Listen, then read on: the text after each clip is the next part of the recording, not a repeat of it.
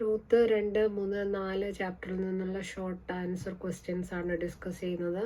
റൂത്തിന് ലഭിച്ച ബഹുമാനം അല്ലെ റൂത്തിൻ്റെ ത്യാഗം, അതിന് ലഭിക്കുന്ന പ്രതിഫലം, ബോവസിൻ്റെ കരുണയുടെ ശബ്ദം എന്തൊക്കെയായിരുന്നു എന്ന് ചോദിച്ചാൽ ഈ 3 ക്വസ്റ്റ്യന് നമുക്ക് ഈ ആൻസർ എഴുതാം. അവളെ ശാസിക്കരുതെന്ന് ഭൃത്യന്മാരോട് കൽപ്പിക്കുന്നു. അവൾക്ക് വേണ്ടി കുറച്ചുകൂടി ധാന്യം താഴെ ഇടുക. അവൾ കറ്റകൾക്കിടയിൽ നിന്ന് പെറുക്കട്ടെ. അവളെ ഭക്ഷണം കഴിക്കാൻ ക്ഷണിക്കുന്നു. ഈ 4 പോയിന്റ്സിനെ എക്സ്പ്ലെയിൻ ചെയ്ത് നമുക്ക് രൂത്തിൻ്റെ ത്യാഗത്തിന് ലഭിച്ച ബഹുമാനം എന്ന് രണ്ടാമത്തെ ചാപ്റ്ററിനെ ഇതിൽ നിന്ന് നമുക്കത് ആൻസർ ചെയ്യാൻ സാധിക്കും. അല്ലെങ്കിൽ ബോവസിൻ്റെ കരുണയുടെ ശബ്ദം, ബോസ് കരുണയുള്ള ഒരു വ്യക്തിയായിരുന്നു. അപ്പോൾ അതിന് എന്താണ് ബോസിൻ്റെ കരുണയുടെ ശബ്ദമായിട്ട് നമുക്ക് എന്തൊക്കെ എക്സ്പ്ലെയിൻ ചെയ്യാമെന്ന് ചോദിച്ചാൽ ഈ ആൻസർ എഴുതാവുന്നതാണ്. അടുത്തത് രണ്ടാമത്തെ ചോദ്യം, ബോവസിൻ്റെ സാൻമാർഗിക ബോധം. ബോവസ് കരുണയുള്ള ആളായിരുന്നു, ജോലിക്കാരോടൊക്കെ കരുണാഭാവം കാണിച്ച ഒരു മനുഷ്യനായിരുന്നു. നിയമം പാലിക്കുന്നവനായിരുന്നു. മറ്റു പെറുക്കുന്നവരുടെ കൂടെ പെറുക്കട്ടെ അവളെന്ന് പറയുന്നത് ലേവ്യ പുസ്തകത്തിൽ ന്യായപ്രമാണ പ്രകാരം 19:9-10 പറയുന്നു.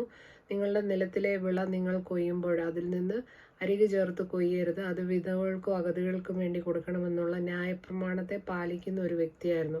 അതുകൊണ്ടാണ് അവൻ മറ്റു പെറുക്കാനുള്ളവരെ അവൻ്റെ വയലിൽ അവൻ അനുവദിച്ചിട്ടുണ്ടായിരുന്നു എന്നുള്ളൊരു ഇൻഡിക്കേഷനായിട്ട് നമുക്കത് മനസ്സിലാക്കാൻ പറ്റും. അടുത്ത പോയിന്റ്, അവൻ നീതിമാനായിരുന്നു. തന്നേക്കാൾ അർഹനായ മറ്റൊരു വീണ്ടെടുപ്പുകാരനുണ്ടോ എന്ന് അന്വേഷിച്ചിട്ട് അങ്ങനെ ഒരു വീണ്ടെടുപ്പുകാരൻ എടുക്കുന്നില്ല എന്ന് അറിഞ്ഞ ശേഷമാണ് ബോവസ്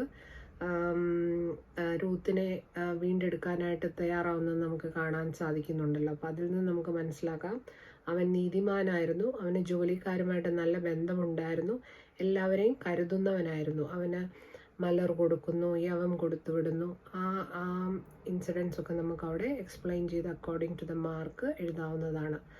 ഗോയൽ, ബോവസ്, ക്രിസ്തു എന്ന വീണ്ടെടുപ്പുകാരൻ, ഇതിനെ നമ്മൾ രണ്ടും കൂടെ കമ്പാരിസൺ ആയിട്ട് എഴുതാൻ വേണ്ടി പറയുമ്പോൾ മൊവാബിയ സ്ത്രീ ആയിരുന്ന രൂത്തിനെ ഭാര്യയായി സ്വീകരിച്ചു. അപ്പം യേശു ക്രിസ്തുവും എങ്ങനെയാണ് മറ്റുള്ള മനുഷ്യജാതികളെയും രക്ഷാകര പദ്ധതിയിലേക്ക് ഉൾപ്പെടുത്തി എന്നുള്ളതുമായിട്ട് കമ്പയർ ചെയ്ത് ഞാനിത് ഓൾറെഡി എക്സ്പ്ലെയിൻ ചെയ്തിട്ടുള്ളതാണ്. യേശു ക്രിസ്തു രൂത്തിനെ ബോവസ് വില കൊടുത്ത് വാങ്ങിയതുപോലെ യേശു ക്രിസ്തു സ്വന്തം രക്തം നൽകി മനുഷ്യജാതിയെ വില കൊടുത്ത് വാങ്ങി എന്നുള്ള എക്സ്പ്ലനേഷൻ. അവനൊരു ബന്ധുവായിരുന്നു. ഗോയൽ എന്നുള്ളത് ബന്ധുത ആണ് വേറൊരു പോയിന്റ് നമ്മൾ. അപ്പം അത് യേശു ക്രിസ്തുവിനെ കമ്പയർ ചെയ്യുന്നുണ്ടേ മനുഷ്യനായി അവൻ ലോകത്തിലേക്ക് വന്നു.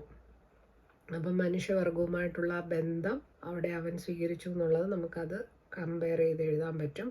പിന്നെ വിധവയിൽ നിന്നും അവകാശിയാക്കി കാലാപെറുക്കുവാൻ പോയ ആ വയലിൻ്റെ പെറുക്കാൻ പോയ ആ അവസ്ഥയിൽ നിന്നും അവളെ ആ വയലിൻ്റെ അവകാശിയായി മാറ്റി. അപ്പോൾ ക്രിസ്തു പാപികളായ നമ്മളെ അവൻ്റെ മക്കളെന്ന്, അവനെ പിതാവേ എന്ന് വിളിക്കാനുള്ള ഒരു അവകാശം നമുക്ക് നൽകി എന്നുള്ളതാണ്. അതാണ് കമ്പാരിസൺ, ഗോയൽ, ബോവസ് അല്ലെ ക്രിസ്തു എന്ന വീണ്ടെടുപ്പുകാരൻ. Okay, thank you.